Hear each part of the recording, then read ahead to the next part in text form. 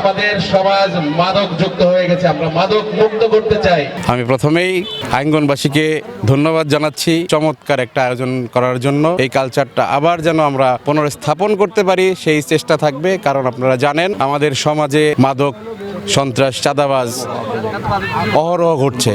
তো এই সংস্কৃতি এবং খেলাধুলার মাধ্যমেই আমরা ওই মাদক সন্ত্রাসকে প্রতিহত করার জন্য সকলকে নিয়ে আগামী দিনে আমরা সুন্দর ধামরাই গড়ব।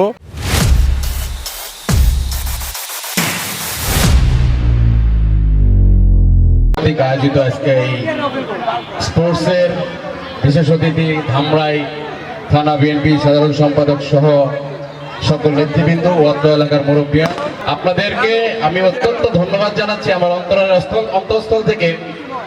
এই আঙ্গনেই দেখেছি আমি বরাবরই বিগত দিনগুলোতেও প্রতি বছর এই ধরনের খেলার আয়োজন করা হয়, যেটা আমাদের কালচার থেকে উঠেই গেছে প্রায়।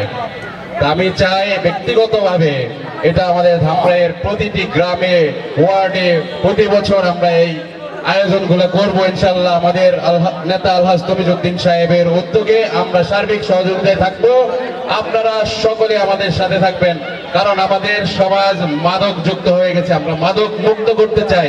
আর মাদক মুক্ত করতে হলে সাংস্কৃতিক পাশাপাশি খেলাধুলার আয়োজন করতে হবে।